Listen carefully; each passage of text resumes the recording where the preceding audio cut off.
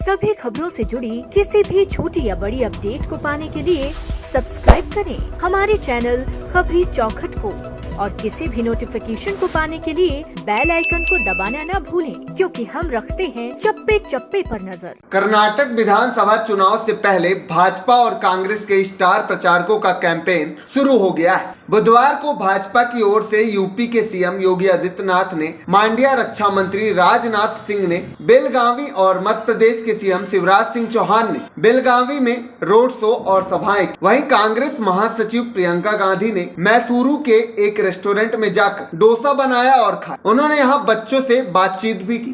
प्रियंका ने चिकमंगलूर जिले के श्रृंगेरी में जनसभा को संबोधित किया। उन्होंने राहुल की लोकसभा सदस्यता खत्म करने का मुद्दा उठाया। उन्होंने कहा, इंदिरा गांधी के खिलाफ भी एक केस लगाकर उन्हें संसद से निकाल दिया गया, अब उन्हें संसद में वापस लाएं। आज उनके पोते राहुल पर भी फर्जी केस डालकर संसद से निकाल दिया गया। राहुल को पूरा विश्वास है कि इस देश की जनता हमारे साथ खड़ी रहेगी। हम सच्चाई के लिए संघर्ष कर रहे हैं। नेताओं ने क्या क्या कहा, आइए देखते हैं हम आगे। प्रियंका ने कहा कि इंदिरा गांधी को आप सभी जानते हैं। उनकी खासियत थी कि उन्होंने कभी आपका भरोसा नहीं तोड़ा। आज अगर आप मुझ पर भरोसा करते हैं तो यह इंदिरा गांधी, राजीव गांधी, सोनिया गांधी और अन्य कांग्रेस नेताओं की वजह से है, जिन्होंने वास्तव में आपके लिए काम किया। प्रियंका ने रैली में पीएम पर निशाना भी साधा। उन्होंने कहा कि मैंने देखा है कि बीजेपी के नेता यहाँ आते हैं और अजीब अजीब बातें करते हैं। मैंने सुना है कि प्रधानमंत्री कह रहे थे कि विपक्षी नेता उनकी कब्र खोदना चाहते हैं। यह कैसी बात है? इस देश में कोई भी ऐसा नहीं होगा जो हमारे प्रधानमंत्री का अच्छा स्वास्थ्य और उनकी लंबी उम्र नहीं चाहता हो। यूपी के मुख्यमंत्री योगी आदित्यनाथ ने मांड्या में रोड शो और जनसभा की। योगी ने कहा, कांग्रेस विकास की बात करती है, लेकिन हकीकत तो यह है कि जिन 5 साल की योजनाओं की वे घोषणा करते थे, वह योजना की अवधि समाप्त होने के बाद ही हकीकत बन पाती थी और जल्द ही खत्म हो जाती थी। पीएम मोदी जब किसी योजना की नींव रखते हैं तो उसका उद्घाटन भी करते।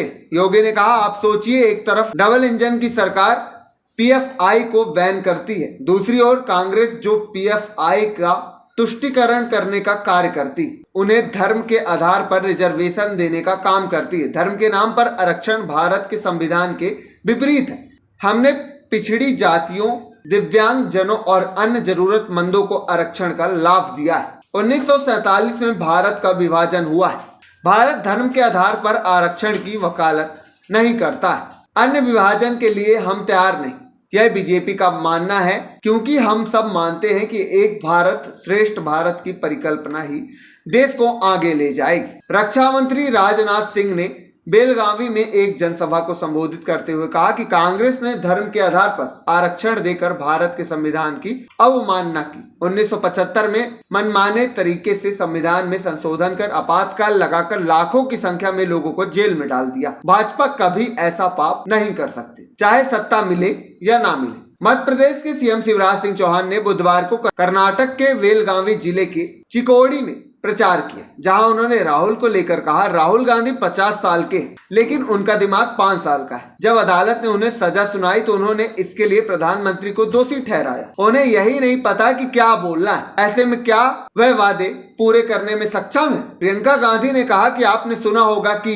Contractor association, school manage association ने पीएम तक को लेटर लिखा, मगर कुछ समाधान नहीं निकला। तमाम स्कैम हुए, लेकिन कहीं किसी दोषी को नहीं पकड़ा गया, क्योंकि वे भाजपा से जुड़े थे। एक विधायक के बेटे से 8 करोड़ रुपए कैश मिले, उस पर कार्रवाई करने के बजाय उसके पिता ने परेड निकाली। राहुल गांधी ने कहा, भारतीय जनता पार्टी का विधायक कहता है कि मुख्यमंत्री पद को 2500 करोड़ रुपए में खरीदा जा सकता है। इसका मतलब आपके भविष्य की कीमत भाजपा के मुताबिक 2500 करोड़ रुपए है। इनको 40 नंबर अच्छा लगता है। इस बार आप लोग इनको 40 सीटें दीजिए। खबरी चौखट की रिपोर्ट।